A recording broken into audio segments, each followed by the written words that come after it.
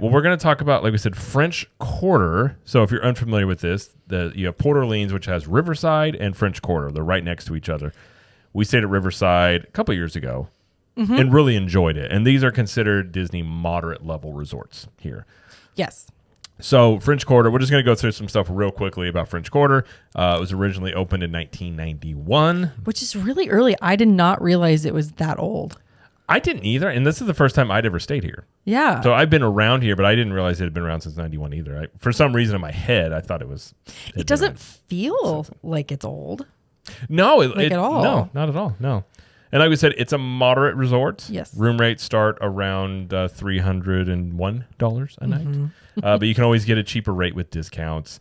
For instance, for the night we stayed there, what did we end up paying that night? We paid about $240 for a Riverview room, which the standard view, like the garden view, wasn't available. I think this is the only view available, but the difference in the price is like $5 or $10 or something like that. So. Yes, and we were in Building 6, and we could walk out and have a view of the Sassagoula River. Or how do you say it? Sassagoula River. Yeah. So you can see the boat that goes to like Disney Springs. So as views go, and granted, we didn't spend a lot of time. We were there for one night. We crammed a bunch of stuff into sort of 2 days. But it was really nice. Yeah, we love the view. Yeah. It was beautiful. It's one of those things because it's a moderate resort, your window faces the walkway. And so it's not like a deluxe resort where you can like open your window and it's like, oh, the beautiful view of the water. It's like, well, there's a little bit of the walkway in between and then the railing. So it's a little bit different. Which is, and just in general about when it comes to the type of resort, my biggest gripe about, well, not biggest, but one of the biggest gripes I have about Disney values and moderates is they are out the exterior facing hotels. Yes. And I'm not a fan of those. Not the best. I don't know. It's not like we've never had really a terrible experience with that. Like sometimes it's happened where people are loud, but I don't like it. I don't know why. I don't know. You feel exposed. I think a lot of it, like I remember growing up, we stayed a lot of Motel 6s. It just reminds me of like a Motel 6. Yeah. It just seems kind of like, to me, I'm not saying this, it seems sort of like cheap.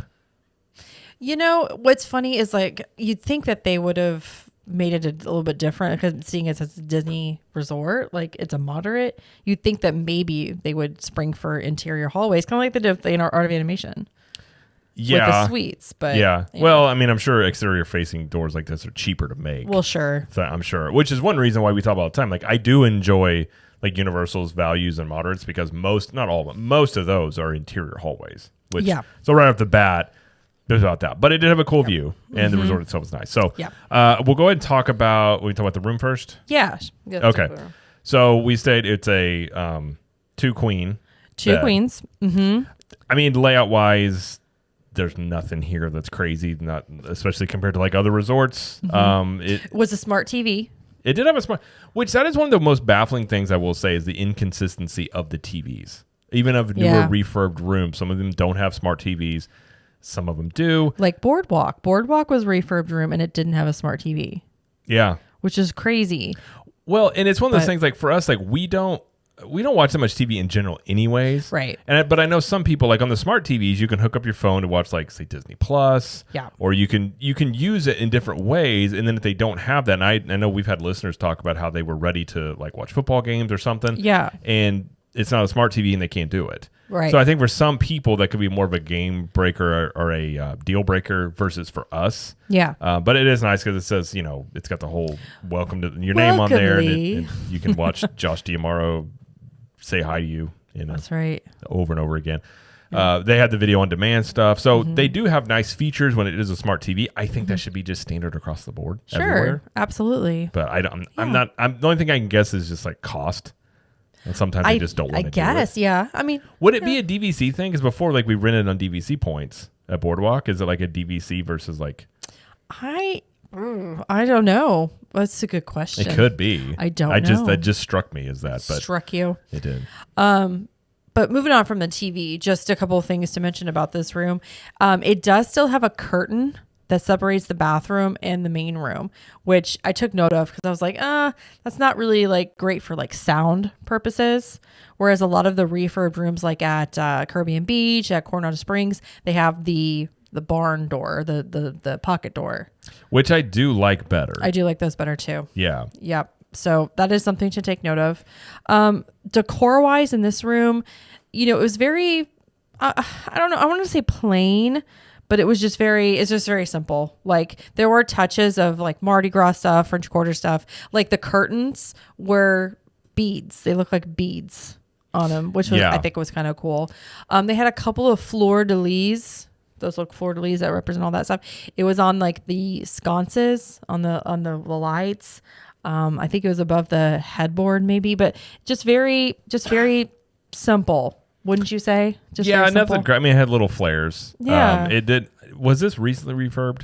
I don't think it was very recent. I don't think so either. No. It had a lot of USB outlets. It had little touches that were very, I guess you'd say Mardi Gras, like the painting on so most of these have like the wall on the head where the headboards are at will be like a different cut, like an accent color. This one's like a bluish.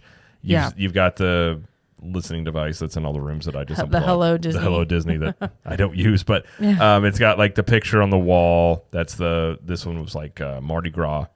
I think it's supposed to be like as a river. So I think maybe it was because we're on the river there. And then you've got some little accent pieces that were very New Orleans, very French Quarter. So, but in terms of the room layout, it's basically exactly the same as you're going to find on most of at least values or moderates. Yep. It was actually very similar to a Little Mermaid room. Yeah, and like the bathroom's the same. I mean, it's got it now. It does have a curtain there too. It doesn't have a sliding glass door. So some of the newer ones have the sliding glass doors. Which I think they should update those because I like the doors better than the curtains. I like the barn door. I don't like the shower curtain as the bathroom separator and for the shower. Exactly. I think it should just I just not that it makes a huge difference, but it can in terms of like noise and just looks. Yeah. Yeah. But it's got the pump for the shampoo, conditioner, all that stuff in there. 2 sinks, double sinks. Which Jamie cares more about than I do. I like to. I don't know why. Jamie always points it out. I don't care as much, but because usually if you have 2 sinks, you have more counter space. Yeah, usually, kind of. Usually, but like like Pop Century, there's like no counter space, and there's 1 sink. Well, there's really not much counter space in this, except for the fact that you've got the upper shelf. I don't know. It's not like you and I are ever using the sinks at the same time usually. But it depends. I mean, it does have double sinks if that's something that is important to you. A family of 4 may care if they're staying here. It's very true. Yes. Yep. But all in all, the room, I mean, it had some little accents there. Pretty basic. The housekeeping, they make a Mickey head out of Mardi Gras beads. Yes, they did do that. So that's kind of nice. A little touch. They leave you a note as if they wrote it themselves, but I doubt they did. But now, one thing you can always, one thing you talk about, like just come very much like baseline standard when it comes to Disney hotels, are the beds are very comfortable. Yeah, they are. Now, this didn't have Murphy beds, which the newer ones usually do, which I do like that layout. But even if it's a Murphy bed, beds are very comfortable. And that's one thing I do like about, you get the perks of staying on Disney property in terms of like the bus transportation and being close, but the beds are really good. And we talk about a lot of the off-property hotels that we do frequent. And while I do like them, the beds are inconsistent. Yep. I mean, we love Jury, but Jury's beds are not that great. And, I guess you could say. I hate that too, by the way. I know. I mean, I guess as you get older, like, I notice beds way more. Like, I love our bed. For one thing, we have a great bed. I love it. So we do what we do. So when I'm not in our bed, I'm very much like, oh, this bed's not good. Like, oh, no. The older you get, the more you care about that stuff. Well, I also think, too, I can still sleep on most anything. It's just I may wake up and be like, oh, my back is stiff or something. But the Disney beds are great. They really are. Yep.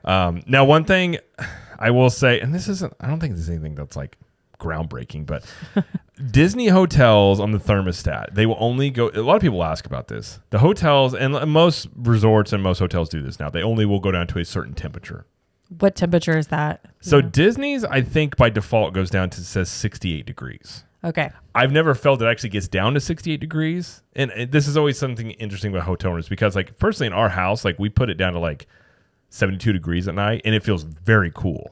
And at Disney at 68, it can feel very like warm. But they also just have that window unit over there. Right. So You can override the thermostats to let you take it down, and then to only let you go down to 65 degrees. Oh. But you can do that, which personally speaking, I like to put it like 66 degrees. Naughty. I'm just saying you can. This is something people comment a lot about. Yeah. And I understand like they're trying to save money, but at the same time too, like if you can't sleep, like I feel like that's an important thing, but you can't override these. I can't remember what it is off the top of my head. You can YouTube it and it's right there. It's like there's plenty of them. Like you can see the unit, but it is possible to do that. I actually think if you call down to the front desk, I actually think they will overwrite it for you if you ask. Oh, really? I think I've heard of places that doing that because they do it just by default because if you think about all the people that stay there, if they can just get them to put it at 68 degrees and not 65, they probably, who knows how much money they save on like the air conditioning bill. But that's just something if you sleep better warmer, that's fine. But it's like, if you're going to be there for 5 nights, you want to get a good night's sleep. But I just want to put that out there. That is possible. You can always look at doing. But anything else about the room? The fridge was pretty decent size. Yeah, just standard. Yeah, it's got drawers in there. But all in all, like the room itself, nothing crazy. It was fine. It was clean. Yep. A comfortable bed. Yep. Kind of all you No carpet. No carpet. Yeah. Pretty much all you can ask for there. But yes. So let's talk about the resort itself. Okay. And I think this is where, when you talk about like Disney resorts, this is the thing that kind of stands out is so I'll just say I loved Riverside. Okay. Riverside's one of my favorite like resorts in general, like, especially on moderate at Disney. I think French Quarter is right up there with it. The way in which they theme it. It's really well done. It's very unique, especially when you get like toward the lobby area. Like it's very small and quaint. I was gonna say that's like one thing that it really draws me into this resort is that I would say it's charming. It's a charming resort because it's small. There are only 7 room buildings. There's 1 pool and the lobby building. Like that's it. Yeah, it's very small. There's a little over 1,000 rooms total. And what's a big perk, at least for me, with moderate resorts, is there's only 1 bus stop. Yeah. So with Riverside, with Coronado Springs, with Caribbean Beach, with Fort Wilderness, and their bus system is a mess. But with all of those other resorts, it's multiple stops around the resort because it's so spread out. With French Quarter, there's 1. Now, sometimes Animal Kingdom, I think maybe Disney Springs, sometimes they share with Riverside, depending on what's going on. But usually it's 1 bus stop and like just one place to go, and that's it. Yeah. No, it is small, and it does have it feels small, but it doesn't feel. It feels more like you're saying quaint or subdued. Like you can sit outside this. So when you walk around, it's got little game. Now the pool was closed when we were there. Pool was closed when we were there. So we couldn't check out the pool, but it did have little, like, you could play like cornhole, and they had stuff you could play on that, and you could sit outside and eat. And then, of course, in the lobby area, you have where you can get the beignets. Oh, let's talk about these beignets, bro. Oh, bro, you just bro me. I just broed you. Okay. So what's this place called where you can get the beignets? Okay. So Scat Cat Cafe, you can get, this is the one and only place you can get Mickey beignets. Yes. So you can get 3 or 6 in an order, and you can choose a dipping sauce. You can either get salted caramel, strawberry, or chocolate ganache. Don't get caramel. We got caramel, and I regret that decision. Well, I don't think the beignets need a dipping sauce personally, but if I was going to use one, I would say chocolate. I agree. These do not need a sauce. The caramel wasn't a good combo. It was kind of odd. But they're sweet enough, and they're delicious enough without it. So it's like whatever. Yeah. What did you think of them? They were really good. They were bigger than I thought they'd be. They were fresh. They were very good. I've heard some people say they're not technically beignets. I don't know. I'm not a beignet expert, but they're very much like, they're big, they're flavorful. Like they were good. I enjoyed them a lot. I thought they were really good. Yeah. Same. Yeah. Same. They also have the Baton Rouge beignets, which is the beignets that come with a syringe of alcohol and that you push into the beignets and eat them like that. You can get with Bailey's, Kahlua, or rum chata. We did not have these. I've had these in the past, and personally, these are good. They're good. Sometimes it's hard to eat because all the alcohol just like falls out. At least it did with mine. So personally, I would rather just do the regular Mickey beignets and then just drink my alcohol. Well, what I don't understand about that, like, I feel like those would be really good if you dipped them in some of those. Yeah. Because, like, again, like beignets the way they have them, like you would be just squeezing them in, like trying to make them fit versus like if you had rum chata, which is basically like Cementos Crunch Milk. Let's be real. Yeah, it is. If you dipped a beignet in that would be really good. So I would say like more of a dipping thing of it is how I would want to do that. I mean, you definitely could. You could just take it out and then just get a little cup and or just put a little bit on top of it while you eat it. I think that would be the way to go. I don't think trying to like jam it into your beignet would be the way to go. Granted, but I don't know. I never had it that way, but that's just me. And they also have some specialty ones occasionally. So for February, they had some Bananas Foster beignets. We didn't try these. We were there the last day they had them, I believe. But that they sometimes have those. And they also have beignet sundaes you can get. And you can get beignets other places around Disney World, but these are the only Mickey shaped ones you can get. And I would say these are the best ones I've had at Disney for sure. Oh, yes. Agreed. I think they're in like as a trip. I mean, how much were they for 3 of them? I want to say $7.79 or something like that. Okay. Yeah. I mean, honestly, when you look at donut prices nowadays, which donuts used to be like 99 cents. Yeah. And now donuts become this thing where it's like a lot of them you go to like $5. I mean, you go to Everglazed over there in Disney Springs, like those donuts are like $6-7 a piece, I think. Like they're expensive. Yep. So given that pricing, it's still, for 3, it's a little steep, but it's not as terrible when you compare it to like a lot of the just standard donut pricing you have out there. Yeah. But no, it's good. And like there's little spots that set up there. I mean, it's right next to the quick service area, which is called Sasagula Floatworks. Yes, I believe is that right? So. In factory, something like that. And so it's outside there, so it's got some little seating area, which is nice, and you can go back there and go to the quick service route if you want to do that. They also have Scat Cat Lounge that opens at night, and they have like a live band that plays on select nights. I think it's Thursday, Friday, Saturday, Sunday, I believe. But we were not there to hear it or anything. We were doing other stuff, but they have that option if you want to get a drink there and listen to some music. It's true. They do have that option. Mm-hmm. Yeah. We also did not eat at Sasagula Floatworks. We didn't have time. We were there for Flower and Garden, so we had a lot of food over in Epcot and didn't get a chance to. Yeah, but again, like Disney World quick service is basically the same across the board for the most part. Yep. So I don't really ever feel like it's. I've never come across a dish that's like maybe phenomenal. I mean, they each have their own little take on things, but for the most part, it's all pretty standard across the board. It's fine. I mean, back in the day, I think it was Pop Century, they had a artisanal pizza that they did for a little bit that actually was pretty decent. It wasn't bad. And then they got rid of it for some reason because Disney World and pizza. It was the first time I was like, wow, Disney World actually has some decent pizza. And then they decided not to. I guess decent pizza was too much work. They're like, we can't do this. We're not Domino's. So they didn't do that. But not to bury the lead of what we're going to say later about pizza. Yeah, we'll see. But in terms of like, there's plenty of seating in there. And all that. So it's pretty standard quick service for that. So as a hotel, and we're going to talk about the things we really liked about the resort here. We kind of already are. Well, true. Is there anything you else want to mention? The theming. I mean, it's French Quarter themed. I feel like it's Disney authentic French Quarter. What I mean by that is it's not obviously not like you're going to New Orleans and you're seeing like actual French Quarter, but it's a condensed version and it's very family friendly.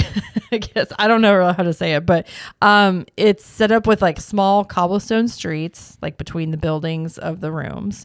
There's wrought iron fencing and railings. So I really like that. I think that's a good touch. Lots of pretty fountains. They have the gas street lamps. The wrought iron fencing in the lobby I thought looked really cool, like the windows and the way the lobby is very small. It is not big. It's tiny, but it's got the street. It looks like street lamps in there. It's got the brick on there. Like it looks really. It kind of reminds me of how there's a theme of baseball parks that were built this way.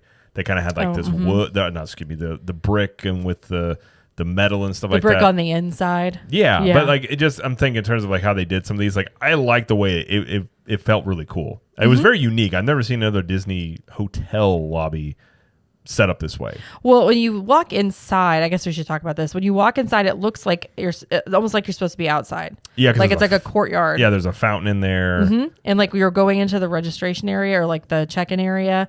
It's like you're walking in under like into the building. And they had very clearly marked areas like, registration, cafe. Like they have signs up to like, exactly where you're going and things like that. So, I mean, it felt really, again, I've never really been in another Disney resort that had that feel to the lobby. Sorry.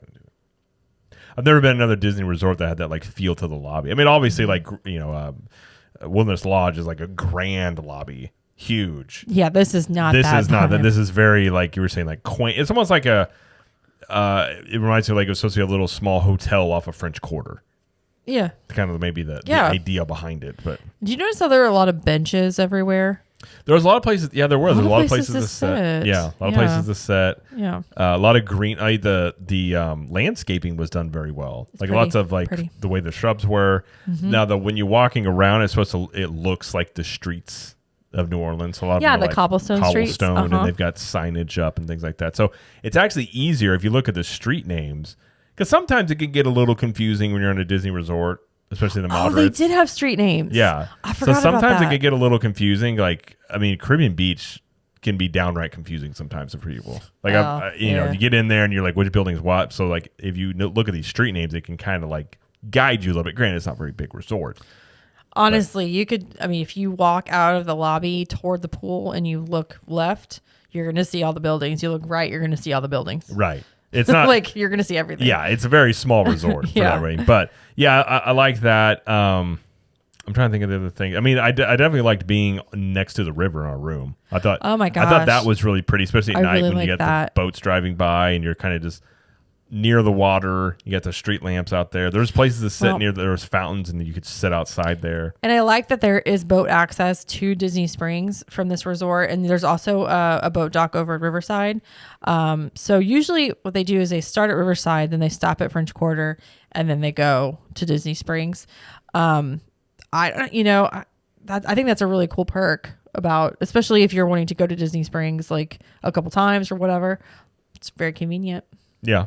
Very true. Very convenient. Yeah, and you've got obviously really easy access to Riverside if you want to go especially over there. Where we were. Yeah. Like it was literally they're sister hotels. And again, we love Riverside. So Riverside, and with that, I mean, you can go over there for, food and things like that. But with that, you can also take part of, they have the carriage rides that they start over in Riverside.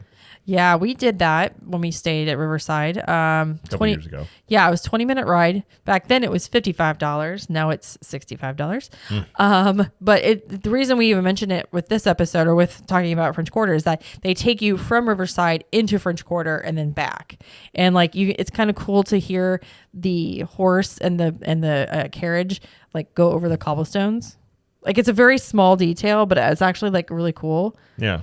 And the streets are so narrow that I remember we had like trouble turning one time. Like we had to like back up and then turn again. I think that was because of something in the road though. Oh, okay. I don't think that was, I think there was something. I think there was something in there if I remember correctly. Okay.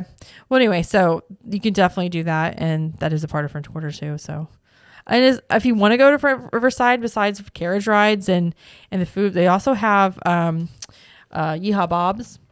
They do have Yeehaw Bob's over there. Mm-hmm. That's true. They've got, the actual table service.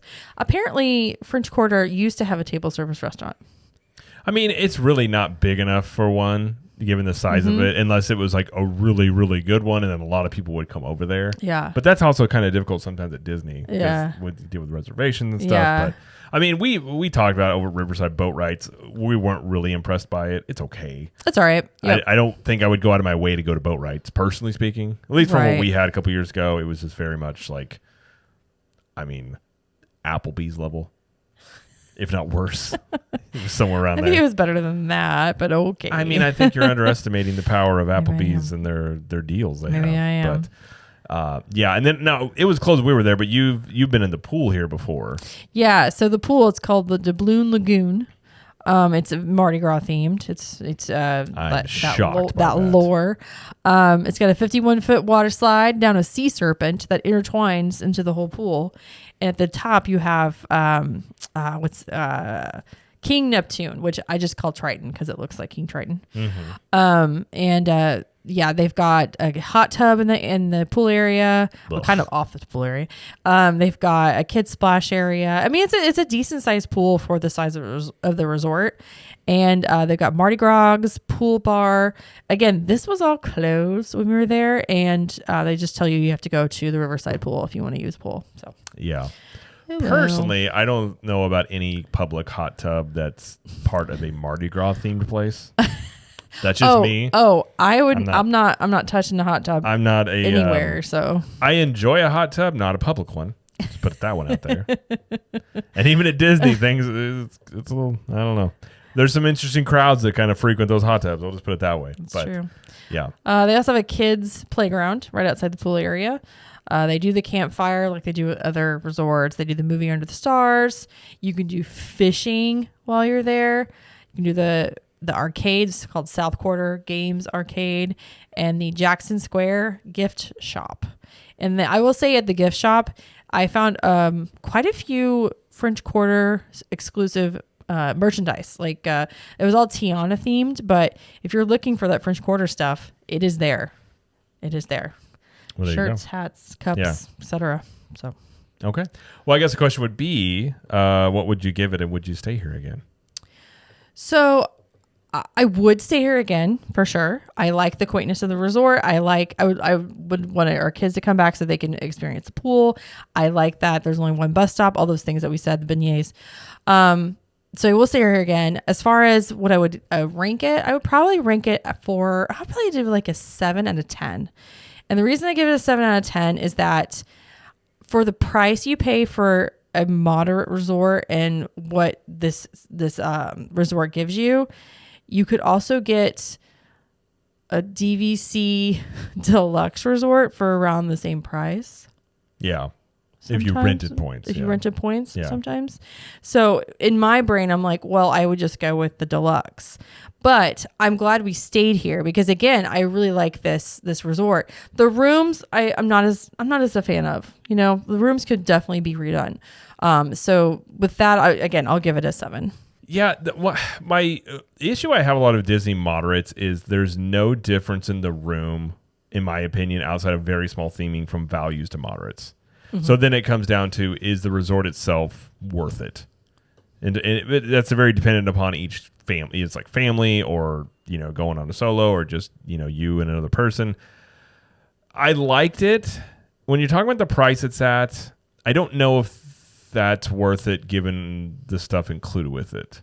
The resort itself, I think I agree with you. I'd say like about 7 out of 10. I liked it. I thought it was cool. I thought it was quaint. Mm-hmm. If you're asking me if I'd stay here again, I wouldn't have it as like a first choice. Okay. I think when it comes to moderates, I still like Riverside better. I was going to ask you if you got to pick one or the other. I think Riverside has more things going on. Yeah, for sure. It's got more stuff to do for that reason. And I think it's just natural. Like I was saying when we stayed there, it kind of reminded me of like Augusta in some parts of it. It just looked really pretty, and it had a lot more like walking trails and bridges you could go over.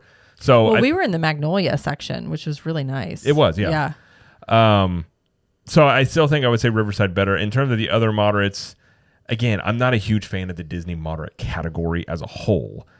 To me, it just depends. Like with our family, I would say probably I would rather do like a value because I think our kids would enjoy, say, like Art of Animation more with the theming and stuff like that.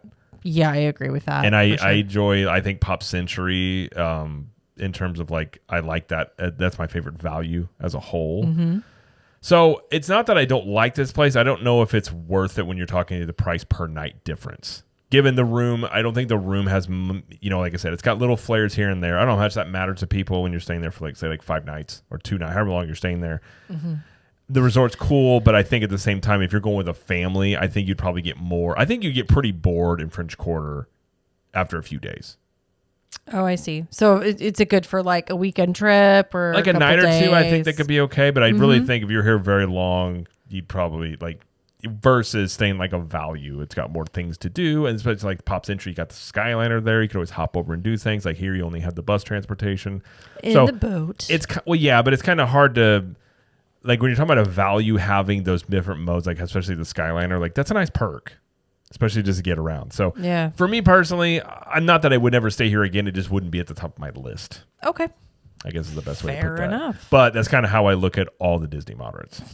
Oh, fair enough. So that's kind of where I put that. So that's our take on Port Orleans French Quarter. French Quarter. And if you have any questions about it or anything, feel free to join the Capture the Magic Facebook group. Yeah. That's a great place to do that. And then you can always ask us on, Instagram would be the best spot to message us there because we see those messages more if you had questions or anything like that. Or just tell us we're wrong about our opinions, I suppose. So you can do that as well.